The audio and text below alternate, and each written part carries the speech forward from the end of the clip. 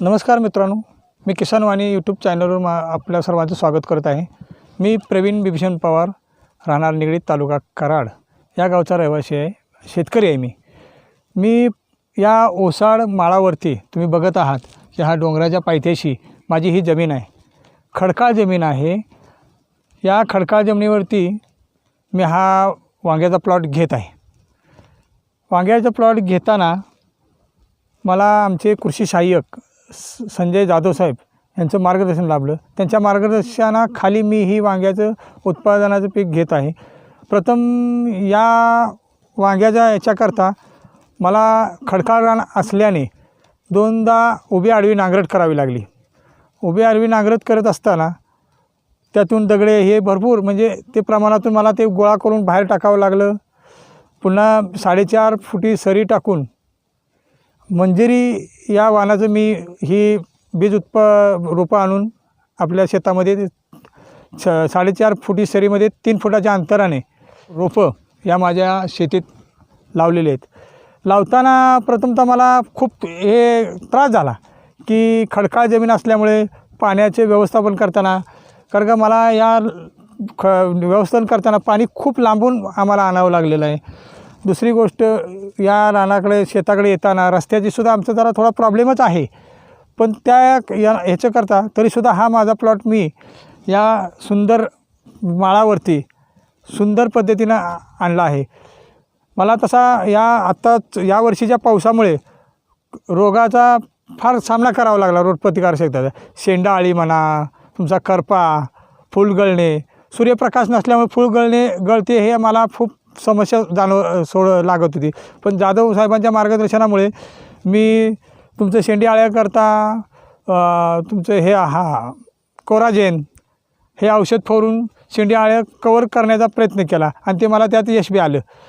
त्यानंतर खत व्यवस्थापन करताना ज्या वेळेला मी लागण सुरुवातीला केली त्यावेळेला आळं पद्धतीनं मी त्याला 10-26-26चं पहिल्यांदा खत घातलं। खत घातल्यानंतर मग पाणी हे बघा असं पाटानं माझं पाणी आहे, अजून मी ठिबक केलेलं नाही आहे, पाटानं पाणी देऊन हे शेती करत आहे। तर ते केल्यानंतर मग आम्हाला आत्ता ह्या शेतीला 3 महिने पूर्ण होत आहे। 3 महिने पूर्ण होत आहेत, पण 3 महिन्यात मला याचा भार 2.5 महिन्यापासून चालू झाला आहे माझा या शेतीचा। आता हा 3रा भर माझा कालच तोडणी केली, 3रा प्लॉट माझा गेलेला आहे। न्यायचं म्हटलं तर मला उत्पादन न्यायचं म्हटलं तर हा भाग सगळा याचा असल्यामुळे 200 मीटरवरती मला हे डोक्यानं घेऊन जावं लागत आहे शेतीला।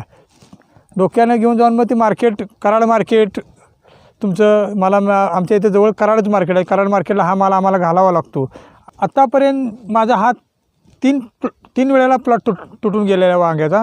सरासरी मला पहिल्यांदा 100 किलो माल सापडला, त्यानंतर दुसऱ्या तोड्याला मला तो वाढला, तो माझा 150 किलोवर गेला। आज ही मी कालच तोडून मार्केटला घातलेला आहे, तो माझा 175 किलो असा माल निघालेला आहे। हे माझी आता सुरुवात आहे। कसं आहे, आता पावसाळा जास्त झाल्यामुळे आत्ताशी याला फुलं वगैरे जरा हवामान खराब असल्यामुळे आत्ता याला चांगलं वातावरण मिळत आहे, ऊन चांगले, फुलांची वाढी त्यामुळे होते। ही फुले बघा अशी आहेत की सगळी फुलकळ्या वगैरे सगळ्या लागलेल्या आहेत। याकरता अशी ही असताना याला पाणी हे माझं पाटानं पाणी असतानासुद्धा मला हे आज उत्पादन मिळत आहे। हे उत्पादन मी तर हा नवीनच शेतकरी आहे। प्रथमतः मी ह्या लॉकडाऊनमुळे मी ह्या शेतीत पदार्पण केलेलं आहे।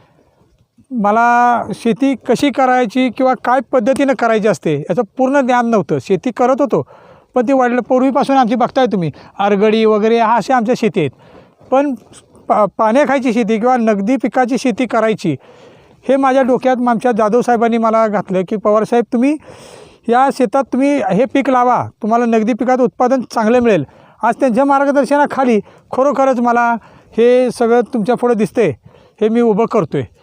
चित्र कसं हिरवागार प्लॉट आहे आणि रोगाचा समस्या तर होतीच, पण त्याचंही मी संगोपन करून या माळावरती वांग्याची शेती फुलवली आहे।